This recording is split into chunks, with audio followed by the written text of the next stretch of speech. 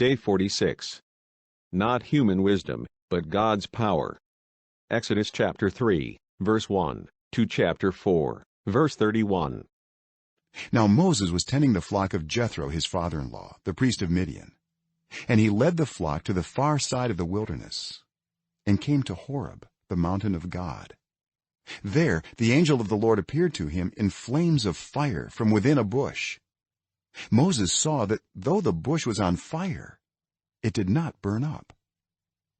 So Moses thought, I will go over and see this strange sight, why the bush does not burn up. When the Lord saw that he had gone over to look, God called to him from within the bush, Moses, Moses. And Moses said, Here I am. Do not come any closer, God said.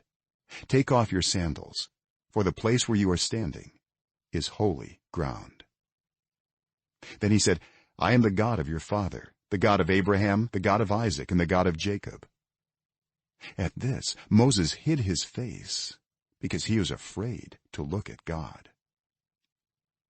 The Lord said, I have indeed seen the misery of my people in Egypt. I have heard them crying out because of their slave drivers, and I am concerned about their suffering. So I have come down to rescue them from the hand of the Egyptians, and to bring them up out of that land into a good and spacious land, a land flowing with milk and honey, the home of the Canaanites, Hittites, Amorites, Perizzites, Hivites, and Jebusites. And now the cry of the Israelites has reached me, and I have seen the way the Egyptians are oppressing them. So now go. I am sending you to Pharaoh to bring my people, the Israelites, out of Egypt. But Moses said to God, Who am I that I should go to Pharaoh and bring the Israelites out of Egypt? And God said, I will be with you, and this will be the sign to you that it is I who have sent you. When you have brought the people out of Egypt, you will worship God on this mountain. Moses said to God, Suppose I go to the Israelites and say to them, The God of your fathers has sent me to you, and they ask me, What is his name? Then what shall I tell them? God said to Moses, I am who I am. This is what you are to say to the Israelites. I am has sent me to you. God also said to Moses, Say to the Israelites, The Lord, the God of your fathers, the God of Abraham, the God of Isaac, and the God of Jacob, has sent me to you. This is my name forever, the name you shall call me from generation to generation. Go, assemble the elders of Israel, and say to them, The Lord, the God of your fathers, the God of Abraham, Isaac, and Jacob, appeared to me and said, I have watched over you and have seen what has been done to you in Egypt. And I have promised to bring you up out of your misery in Egypt into the land of the Canaanites, Hittites, Amorites, Perizzites, Hivites, and Jebusites, a land flowing with milk and honey. The elders of Israel will listen to you. Then you and the elders are to go to the king of Egypt and say to him, The Lord, the God of the Hebrews, has met with us. Let us take a 3-day journey into the wilderness to offer sacrifices to the Lord our God. But I know that the king of Egypt will not let you go unless a mighty hand compels him. So I will stretch out my hand and strike the Egyptians with all the wonders that I will perform among them. After that he will let you go. And I will make the Egyptians favorably disposed toward this people, so that when you leave you will not go empty-handed. Every woman is to ask her neighbor and any woman living in her house for articles of silver and gold and for clothing, which you will put on your sons and daughters, and so you will plunder the Egyptians. Moses answered, What if they do not believe me or listen to me and say, The Lord did not appear to you? Then the Lord said to him, What is that in your hand? A staff, he replied. The Lord said, Throw it on the ground. Moses threw it on the ground, and it became a snake, and he ran from it. Then the Lord said to him, Reach out your hand and take it by the tail. So Moses reached out and took hold of the snake, and it turned back into a staff in his hand. "This," said the Lord, "is so that they may believe that the Lord, the God of their fathers, the God of Abraham, the God of Isaac, and the God of Jacob, has appeared to you." Then the Lord said, "Put your hand inside your cloak." So Moses put his hand into his cloak, and when he took it out, the skin was leprous. It had become as white as snow. "Now put it back into your cloak," he said. So Moses put his hand back into his cloak, and when he took it out, it was restored like the rest of his flesh. Then the Lord said, "If they do not believe you or pay attention to the first sign, they may believe the second. But if they do not believe these two signs or listen to you, take some water from the Nile and pour it on the dry ground. The water you take from the river will become blood on the ground." Moses said to the Lord, "Pardon your servant, Lord. I have never been eloquent, neither in the past nor since you have spoken to your servant. I am slow of speech and tongue." The Lord said to him, "Who gave human beings their mouths? Who makes them deaf or mute? Who gives them sight or makes them blind? Is it not I, the Lord? Now go, I will help you speak and will teach you what to say." But Moses said, "Pardon your servant, Lord. Please send someone else." Then the Lord's anger burned against Moses, and he said, "What about your brother Aaron the Levite? I know he can speak well. He is already on his way to meet you, and he will be glad to see you. You shall speak to him and put words in his mouth. I will help both of you speak and will teach you what to do. He will speak to the people for you, and it will be as if he were your mouth and as if you were God to him. But take the staff in your hand so you can perform the signs with it." Then Moses went back to Jethro his father-in-law and said to him, "Let me return to my own people in Egypt to see if any of them are still alive." Jethro said, "Go, and I wish you well." Now the Lord had said to Moses in Midian, "Go back to Egypt, for all those who wanted to kill you are dead." So Moses took his wife and sons, put them on a donkey, and started back to Egypt, and he took the staff of God in his hand. The Lord said to Moses, "When you return to Egypt, see that you perform before Pharaoh all the wonders I have given you the power to do. But I will harden his heart so that he will not let the people go.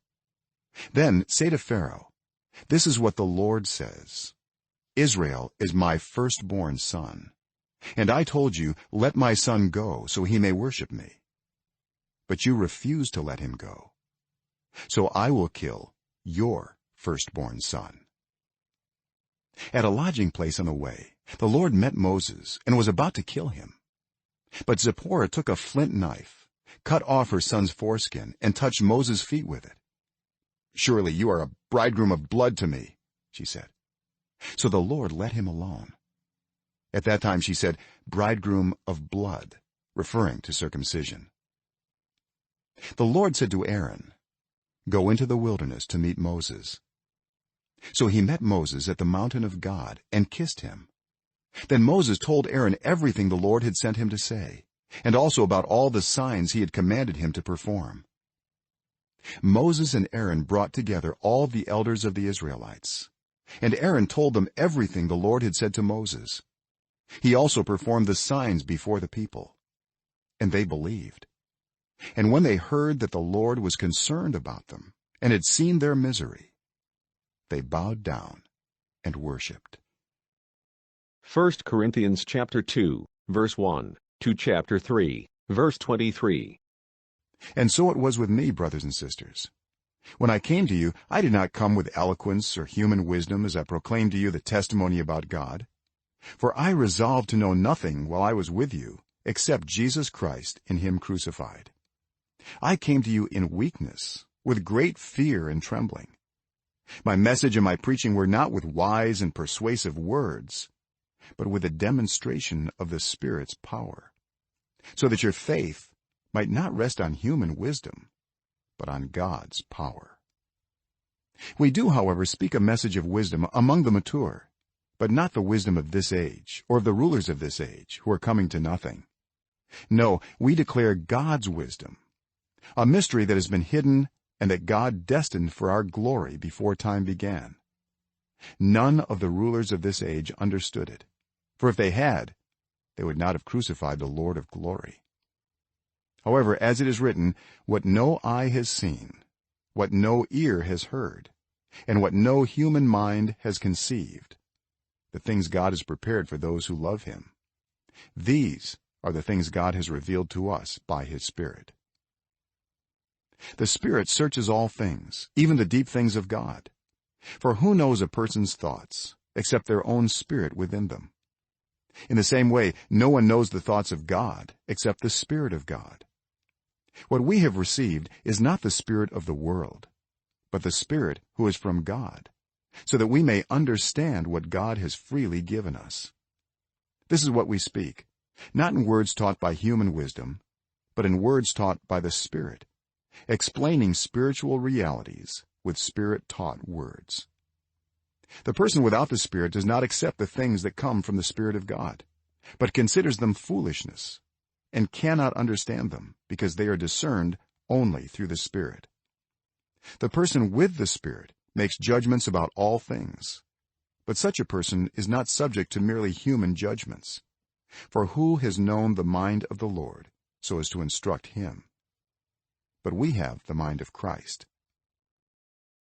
Brothers and sisters, I could not address you as people who live by the Spirit, but as people who are still worldly, mere infants in Christ. I gave you milk, not solid food, for you were not yet ready for it. Indeed, you are still not ready. You are still worldly.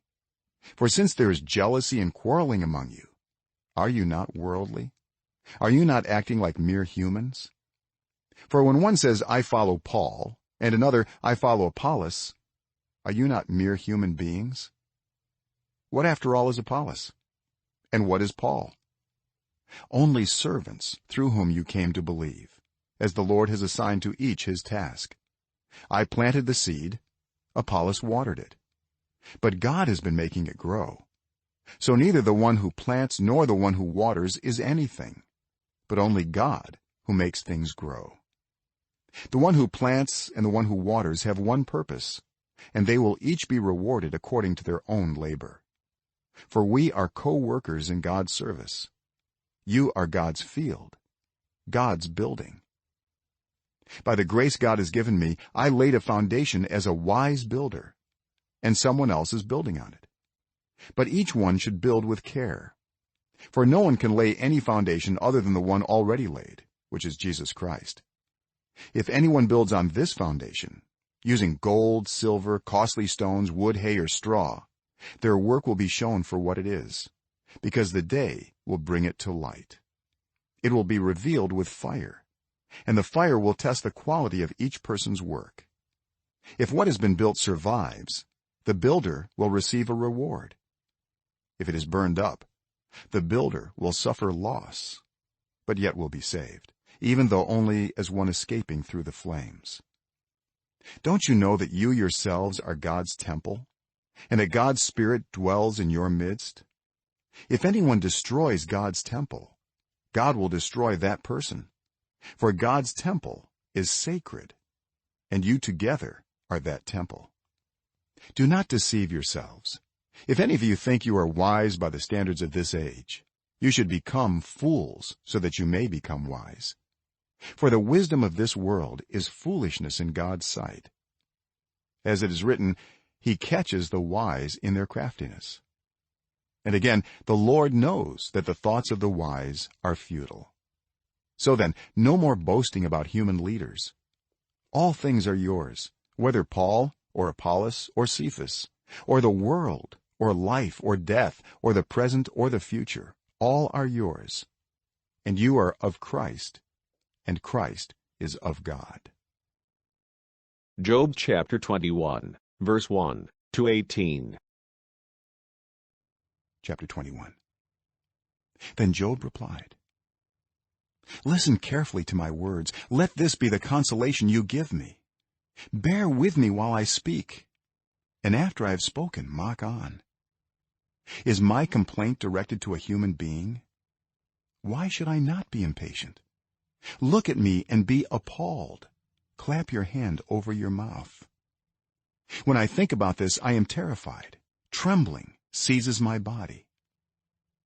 Why do the wicked live on, growing old and increasing in power?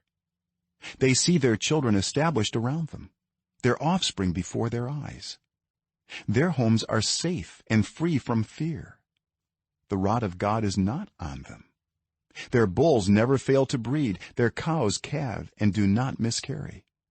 They send forth their children as a flock, their little ones dance about. They sing to the music of timbrel and lyre. They make merry to the sound of the pipe. They spend their years in prosperity and go down to the grave in peace. Yet they say to God, leave us alone. We have no desire to know your ways. Who is the Almighty that we should serve him? What would we gain by praying to him? But their prosperity is not in their own hands. So I stand aloof from the plans of the wicked. Yet how often is the lamp of the wicked snuffed out? How often does calamity come upon them, the fate God allots in his anger? How often are they like straw before the wind, like chaff swept away by a gale?